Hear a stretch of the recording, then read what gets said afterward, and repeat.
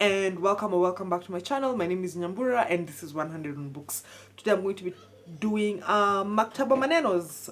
In case you're new here, Maktaba Manenos is where I talk about the books I've recently borrowed. I share how much each of them is and I share what I've saved from borrowing. From borrowing? Yes, versus buying the books. And usually the price I'll be sharing is the Kindle price, even though sometimes, and that's been happening more and more often lately, the Kindle price is the same or more than the paperback price, but we move.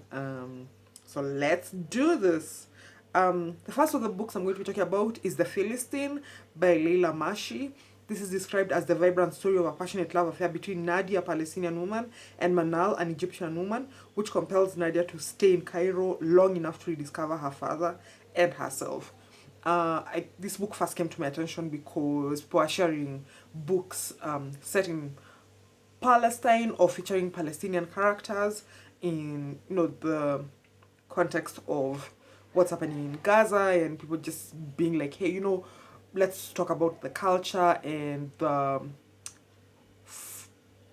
like the ideas that Palestine has generated beyond just being a site of you know um the conflict between Israel and Palestine and or the current genocide happening there right now. So I got this from the Queer Liberation Library. I'm going to post a link to them down below. As always, I love them so much. And on paper, you're supposed to just be like, are you from the US, yes or no, when you sign up.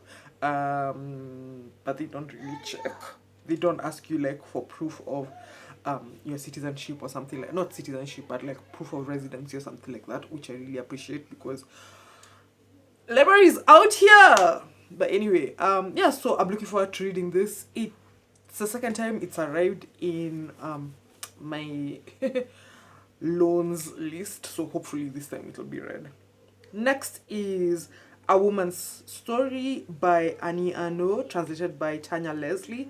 It's described as a deeply affecting account of mothers and daughters, youth and age, and dreams and reality by Kakas Reviews. And it was recommended by Amelia in my comment section. Hi, Amelia!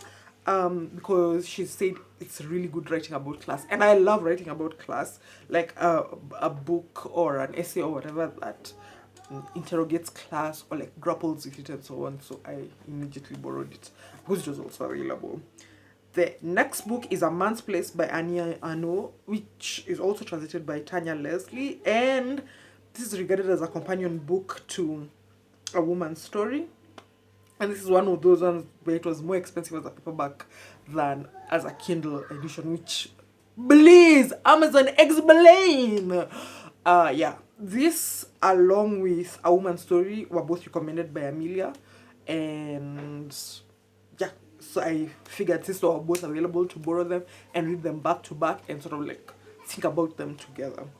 Next is Farewell Ghosts by Nadia Terranova, translated by Anne Goldstein. You'll know Anne Goldstein as Elena Ferrante's translator.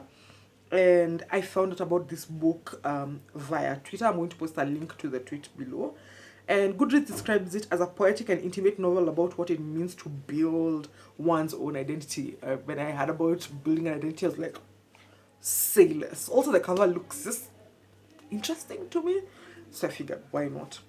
Next is Waiting for Tomorrow by Natasha Apana. It's translated by Geoffrey Strahan and narrated by Terry Schnaubelt. This is a hybrid read. I have a physical edition. I'm going to hold it up when I'm doing my reviews because I don't know how I forgot to carry it for this video. And I borrowed Dawn's copy. I'm going to post a link to something Dawn has done down below. I borrowed Dawn's copy ages ago. Totally forgot I had it. And then more and more lately I've been trying to read physical books, like incorporate physical books into my daily reading. So I went to my shelf, looked around. I liked Natasha Apana's previous book, The Last Brother. So I was like, I'm gonna read this. And just to give you a description of what Goodreads says about this book, it says, with the careful observation, vivid description, and emotional resonance that are the hallmarks of her previous novel, The Last Brother, which, as I said, I enjoyed. In Waiting for Tomorrow, Natasha Apana investigates the life of the artist, the question of cultural differences within a marriage, and the creation and the destruction of a family. These are all themes that they make my brain. So I was like, I'm gonna pick this up. Next is Capitalist Realism. Is There Any Alternative by Mark Fisher. Um, this I found out about on Twitter in light of the student encampments at various universities in the US and across the world. And yeah, it's what it says on the tin. Because basically, the person who shared it on Twitter, I'm going to post a link to the tweet down below, was essentially saying that the ideas that are underpinning the violence, the brutality, the antagonism that students are encountering at their universities, those ideas can be found, like, are explored in this book. And I was like, this is something I'd like to find out more about, because I don't think of myself as like a leftist TM, if you know what I'm saying. Also, because there's like a lot of politics around being a leftist TM, which is a political stance. But anyway, and so and part of the reason I don't consider myself a leftist TM is that I don't feel like I've done the reading to be able to identify myself as such. So I'm trying to read as much as possible around like capitalism, critiques of capitalism, going back to like core texts and so on. So you'll see some of those books pop up here and there over time.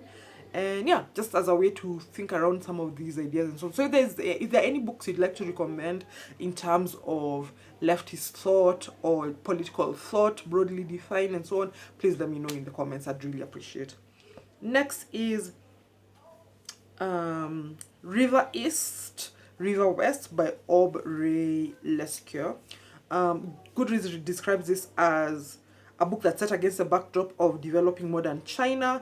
It calls it a mesmerizing literary debut, which is part of a coming-of-age tale, part family and social drama, as it follows two generations searching for belonging and opportunity in a rapidly changing world.